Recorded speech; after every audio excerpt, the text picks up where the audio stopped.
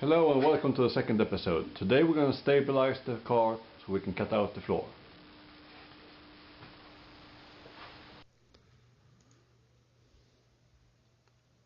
I started with welding in some plates 3 mm thick and 6 by 6 centimeters wide, so I can weld the beams into it. I spot welded those so I can grind it out later so there will be no marks of it. Unfortunately, that movie got lost by some technical mishaps.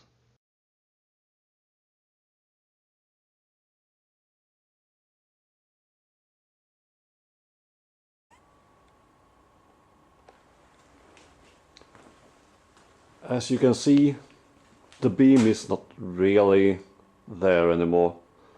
So the bracing was needed. And now we're going to replace this one with one of those. The first thing you have to do is obviously to cut out the old metal.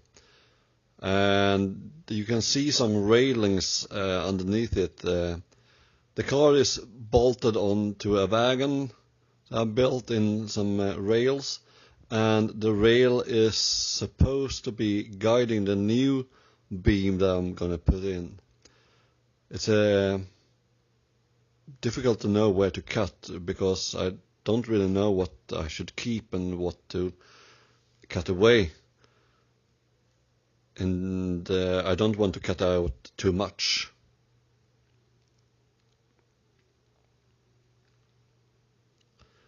It's really important that the rails are bolted in so they don't move,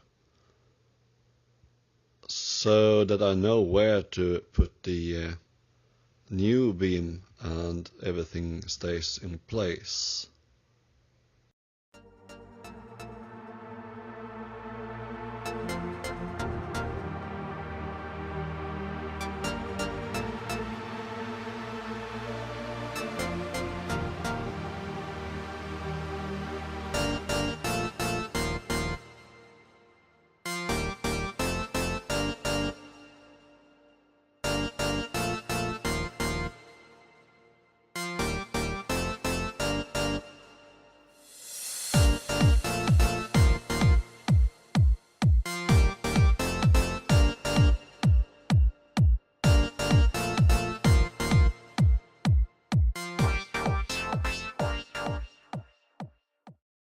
There you go, now I can cut again. Now it's bolted back in the correct place.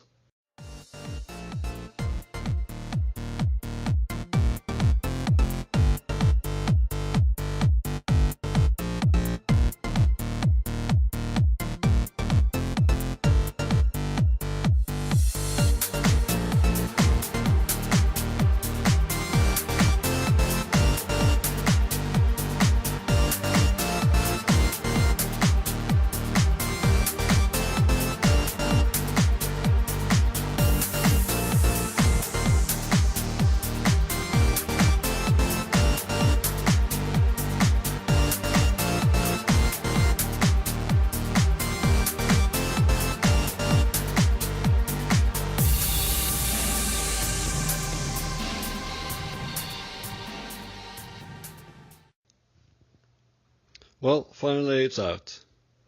The B-pillar got out as well. And yeah, you can roughly see the shape of it, but yeah, rust. The new beam is slightly taller, so I had to cut out some more room for it. And I'm really happy with how it's turned out. At this stage, it's only test fitting. I have to do some more reinforcement of it, and yeah, it seems to fit quite. The reinforcements are done by drilling some holes into the beams inside and then putting some structure in them. I think it's called dimpling. You have a special tool that you put in the hole and then you make a nice shape of it. It's really quite easy to do, just have to drill all the holes.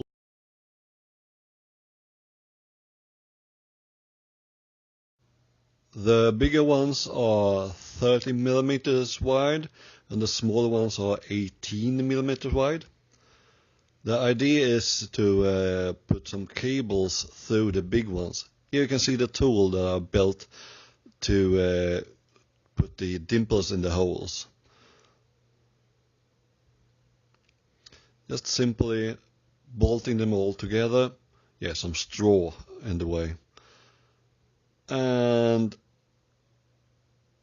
use some tools to push them all together.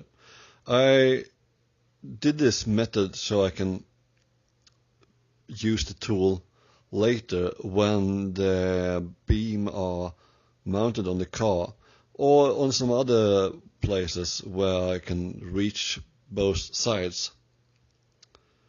The outside of the beam are gonna be reinforced by some small ribbons or small beams, but I'm not gonna do that before I know where the side beams or the mountings for all the other stuff will be. So that one has to wait until it's in the car. I can see the bigger ones.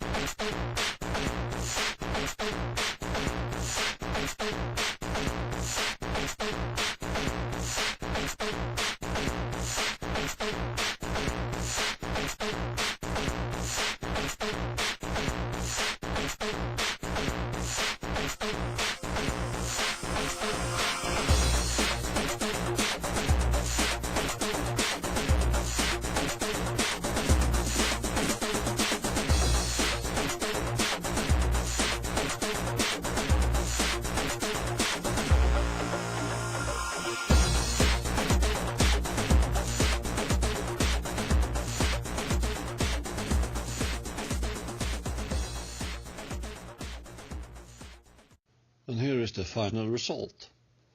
With all the small marks on my pen and thinking where it should be, you can see the structure now, I hope.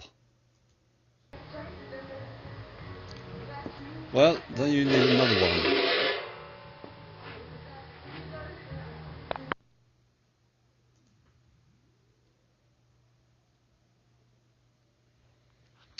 Test fitting, and it seems to be in the right place. Time to weld it in.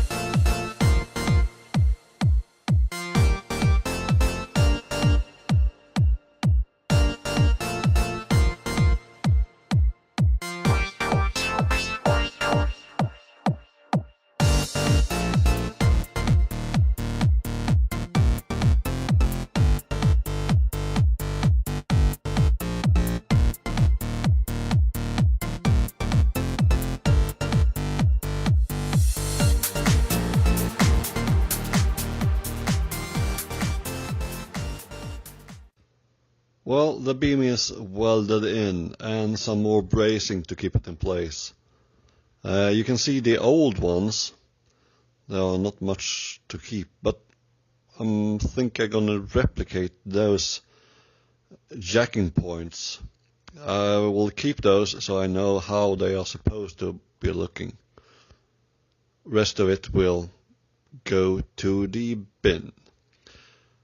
There is really, yeah, you can see they are straight and they are mounted firmly into the A pillar, and since the B pillar is removed and the C pillar is really rusty and has to be removed, or replaced later, I had to put some bracing from the beam up to something solid. So now the bracing is finished.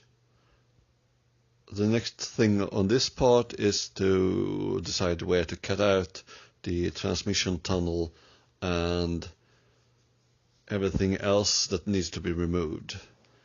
In the front end I'll put some bracing as well so that I know where stuff is supposed to be.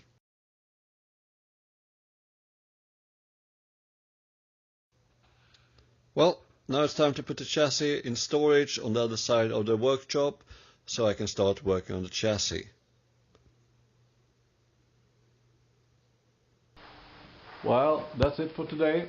Hope you enjoyed it. Bye.